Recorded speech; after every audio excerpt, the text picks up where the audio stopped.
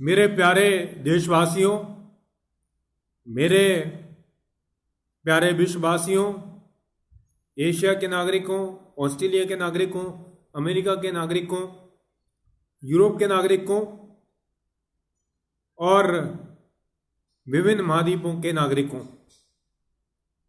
आज मैं जो बात कह रहा हूं, मेरी बात आतंकवाद के खिलाफ बात है।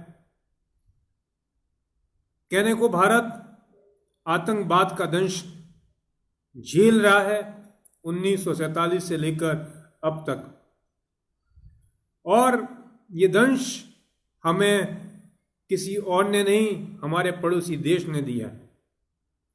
इसके अलावा पूरे विश्व ने स्थायी अस्थायी रूप से आतंकवाद का दंश झेला है, चाहे विश्व महाशक्ति के रूप में अमेरिका हो, चाहे जापान हो, चाहे इजराइल हो, चाहे जर्मनी हो, चाहे फ्रांस हो, और चाहे अरब कंट्री हो। पूरा विश्व ने आतंकवाद का दंश झेल रहे हैं, और ये आतंकवाद की सोच कुछ ना कुछ धर्म के आधार पर, इस्लामिक कट्टरपंथता के आधार पर, और कुछ सोच अपनी मांगों को, चाहे वो जायज़ हो चाहे नाजायज़ मांग हो, उसको मनवाने के लिए आतंकवाद जैसे चीज़ों को जबरन लागू करने पर हो और आतंकवाद को फैलाने पर हो। भारत के पड़ोसी देश श्रीलंका ने भी आतंकवाद का एक लंबा दंश झेला, और एलटीटी ने और श्रीलंका में जो गृह युद्ध हुआ उससे कई निर्दोष लोगों की जानें भी गई।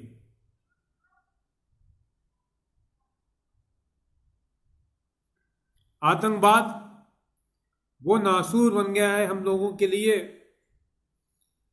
कि आज हम लोग विकास से लाखों दूर हो जाते हैं। आज युवाओं को रोजगार चाहिए, आज बड़े बुजुर्गों को काम चाहिए, महिलाओं को सशक्तिकरण चाहिए, ना कि आतंकवाद। युवाओं के हाथ में या लोगों के हाथ में बंदूक नहीं चाहिए, लैपटॉप हो, मोबाइल हो, किताबें हो, नौकरी हो, व्यवसाय के लिए नए तरीके हों, तभी पूरे विश्व में शांति हो सकती है। बड़ा आश्चर्य तो हमें तब होता है जब भारत जब भी पाकिस्तान के अंदर प्रायोजित आतंकवाद के मारे पाकिस्तान के अंदर जब भी आतंकवादी हमले हुए हों, उसका दुख व्यक्त करता है और वहाँ के लोगों के लिए और उनकी सोच के लिए शुभकामनाओं की प्रार्थना करता है। जब पाकिस्तान के खुद ही आतंकवादी संगठनों ने स्कूल पर हमला करा, निर्दोष बच्चों को मारा, तो भारत ने हमेशा उस दुख की घड़ी में उन अभिभावकों का साथ देने और उन बच्चों के बचाने के लिए प्रार्थना करी। और ये पाकिस्तान है जो भारत पर बार बार आतंकवादी हमले करता रहता है। बहुत हो गया। आज पाकिस्तान कटोरा लेकर भीख मांग रहा है, और कभी चीन के पास जा रहा है, कभी सऊदी अरब के पास जा रहा है, तो कभी किसी और के पास जा रहा है। लेकिन अगर यह आतंकवाद को समाप्त कर देता और आतंकवाद पर काम नहीं कर रहा होता, तो ये भी कम से कम नेपाल और बांग्लादेश की तरह विकास के पथ पर खड़ा होता। पाकिस्तान के अंदर भी आईटी इंडस्ट्रीज होती, उद्योग होते, पर्यटन होता, लेकिन पाकिस्तान ने सिर्फ एक ही उद्योग दिया है, वो उद्योग आतंकवाद। कश्मीर को ले लेंगे, उस पर आतंकवाद करता है और भारत पर बार बार हमले करता है। कश्मीर भारत का अभिन्न अंग है। जब पाकिस्तान बांग्लादेश जो उसे मिला था उसमें पूर्व पाकिस्तान था, उसको संभाल नहीं सका, गृह युद्ध हुए और उन लोगों को बुरी तरीके से पाकिस्तान ने मारा। आज गिलगिट बलूचिस्तान और कई ऐसे इलाके हैं जहां के लोग आज़ादी की मांग कर रहे हैं और उनकी आज़ादी की मांग विकास के लिए है। उनकी आज़ादी की मांग वहां पर जो कुछ काम नहीं हुआ है उसके लिए है और वो बार बार मांग कर रहे हैं कि हमें अलग किया जाए। आखिर कब तक चलता रहेगा? मैं कहना चाहता हूं विश्व समुदाय से कि आखिर पाकिस्तान द्वारा प्रायोजित आतंकवाद के कारण कई देशों को खतरा महसूस हो रहा है, चाहे वो ईरान हो, चाहे अफगानिस्तान हो और चाहे भारत तो है ही, और भी कई लोग, कई देश हैं। यह आतंकवाद सीरिया, कई मुस्लिम देशों तक पहुंचा हुआ है, इराक, और निर्दोष लोगों को मार रहा है। मैं मान सकता हूं कि हिंदुस्तान के अंदर धर्म के नाम पर लड़ाई होती है, लेकिन जहां मुस्लिम देश हैं वहां पर भी आतंकवाद चालू है। और मुस्लिमों में शिया, सुन्नी, हमदिया के लोगों को ही, निहत्थे बच्चों को भी इस आतंकवाद ने ऐसा मारा है कि लाखों की संख्या में लोग मर रहे हैं। कई ऐसे अफ्रीकन देश हैं, कई ऐसे देश हैं जहां आपसी गृह युद्ध का कारण आतंकवाद हो गया है।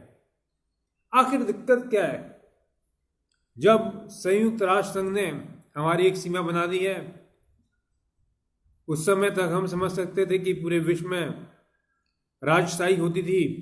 अब राजशाही खत्म हो गई है, तो जो हमें सीमाएं मिली हैं उसी में रहकर काम करें और हम लोग विश्व कल्याण के लिए काम करें।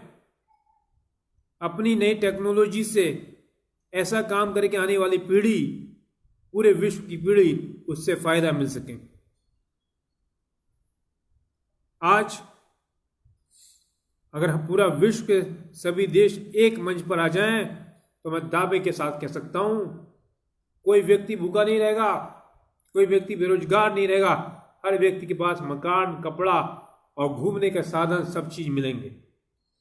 लेकिन सबसे बड़ा फैक्ट, यह सबसे बड़ा प्रभाव आतंकवाद के कारण होता है। आतंकवाद के कारण उद्योग धंधे खत्म हो जाते हैं, रोजगार खत्म हो जाता है, भ्रष्टाचार बढ़ जाता है और निर्दोष आम आदमी मारा जाता है। जिन लोगों के 1 या 2 बच्चे हैं वो परिवार हमेशा के लिए बिखर जाता है। क्यों नहीं हम लोग मिलकर विश्व बंधुत्व पर काम करें? मैं अंतर्राष्ट्रीय मंच से यूरोप, अरब और सभी विश्व समुदाय से विनती करना चाहता हूं कि पाकिस्तान पर कड़े से कड़े प्रतिबंध लगाए जाएं और जो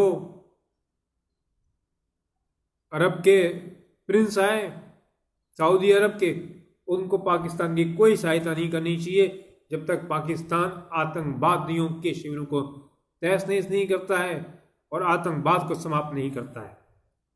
यह आतंकवाद की जंदी बन गया है। तब तक पाकिस्तान के साथ कोई भी संबंध नहीं रखना चाहिए। जिस तरीके से नॉर्थ कोरिया को विश्व समुदाय ने अलग थलग करा हुआ है, ऐसे पाकिस्तान को भी अलग थलग करने का समय आ गया है। अपने आप ही नॉर्थ कोरिया की तरह पाकिस्तान भी आतंकवाद को समाप्त करने के लिए काम करेगा। बहुत हो गया।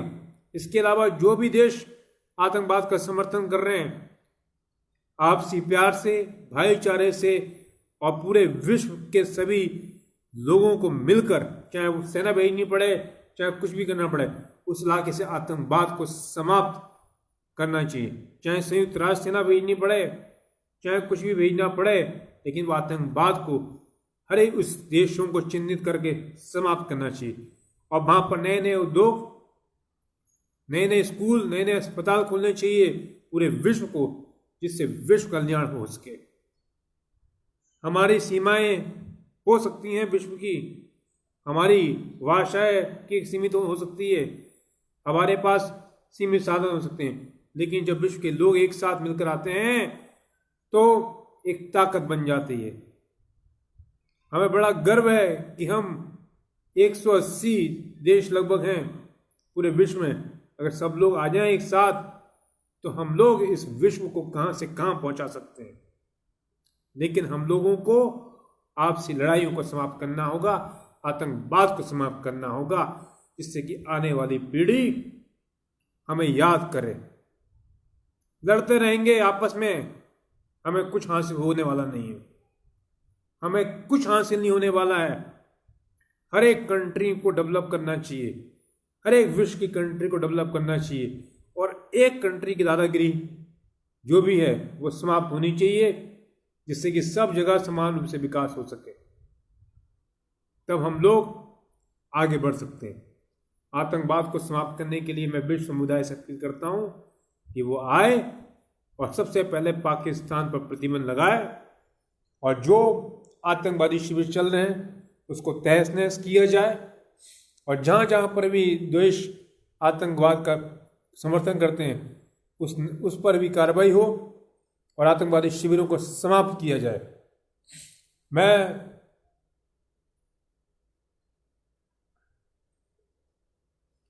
ज़्यादा बड़ी बात तो नहीं कहूँगा, लेकिन इतना कहना चाहता हूँ कि बिना आतंकवाद के समाप्त करे हुए हम आगे नहीं बढ़ सकते।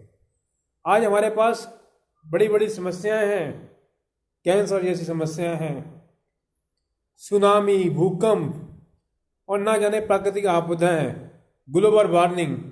अगर पूरा विश्व समुदाय इस पर काम करे तो हम भूकंप, सुनामी, ग्लोबल वार्मिंग जैसी समस्याओं को समाप्त कर सकते हैं। जो बढ़ता हुआ कचरा है, प्लास्टिक कचरा है, उस पर काम कर सकते हैं, नए रिसर्च पर काम कर सकते हैं, नए चीज़ों पर हम लोग काम कर सकते हैं। हमें सोचना होगा हमें क्या चाहिए, हमें कैसा विश्व चाहिए। अगर हम लोग चाहें तो पृथ्वी के अलावा अन्य ग्रहों पर भी पहुंचकर मानव बस्तियां बचा सकते हैं। अगर हम चाहें तो पूरे ब्रह्मांड पर इस मानव सभ्यता को विकसित कर सकते हैं। हम चाहें तो एक आदमी की औसत आयु 200 साल 300 साल तक कर सकते हैं। हम लोग चाहें तो बहुत कुछ कर सकते हैं, लेकिन अगर हमारा उद्देश्य आतंकवाद पर ही रहेगा, आतंकवाद जैसी समस्याओं से ही हम लोग उसमें ही लगे रहेंगे, तो हम लोगों की औसत आयु कम हो जाएगी, हम लोग विनाश की ओर जाएंगे। कई सभ्यता आई, कई सभ्यता चली गई, लेकिन ये अच्छी बात है कि हमारे पास इस समय हम लोगों को मिलकर काम करना चाहिए, और जहाँ भूमि उपजाऊ नहीं है, बंजर है, वहाँ पर टेक्नोलॉजी कर आपसी टेक्नोलॉजी शेयर करके उस भूमि को उपजाऊ बनाना चाहिए। जहाँ शिक्षा है वहाँ पर वहाँ के लोगों को, वहाँ के देशों को शिक्षित करना चाहिए। जहाँ स्वास्थ्य की समस्या है वहाँ पर स्वास्थ्य सेवाओं की शुरुआत करनी चाहिए। और मैं कहना चाहता हूँ कि संयुक्त राष्ट्र संघ काम कर रहा है, लेकिन हम लोगों को भी मिलकर काम करना चाहिए, और हमारी जो ताकतें एक दूसरे के खिलाफ लड़ाई लड़ने में लगी हुई हैं उसकी जगह हमें विश्व शांति पर काम करना चाहिए। आतंकवाद का कोई धर्म नहीं होता है, लेकिन आतंकवाद का धर्म दिख रहा है। मैं कहना चाहता हूँ जो आतंकवाद धर्म पर आधारित हैं उन्हें शायद इस्लाम का सही मीनिंग नहीं मालूम। इसलिए मैं एक ही बात कहना चाहता हूँ कि हम लोगों को आतंकवाद के ऊपर कड़ी से कड़ी कार्रवाई करनी चाहिए, और पूरे विश्व समुदाय को एक मंच पर आकर हमें काम करना चाहिए। नई नई रिसर्च, नई नई टेक्नोलॉजी पर काम करेंगे तभी हम आगे बढ़ेंगे। मैं यहीं पर अपनी बात को समाप्त करता हूं, और मैं उम्मीद करता हूं कि पूरा विश्व समुदाय एक साथ आएगा और पाकिस्तान पर पहले तो प्रतिबंध लगाएगा, और पाकिस्तान द्वारा प्रायोजित आतंकवादी शिविरों को तहस नहस करेगा, और जहाँ जहाँ विश्व में आतंकवादी समर्थन चल रहा है उनको समाप्त करके हम एक नया विश्व का निर्माण करेंगे।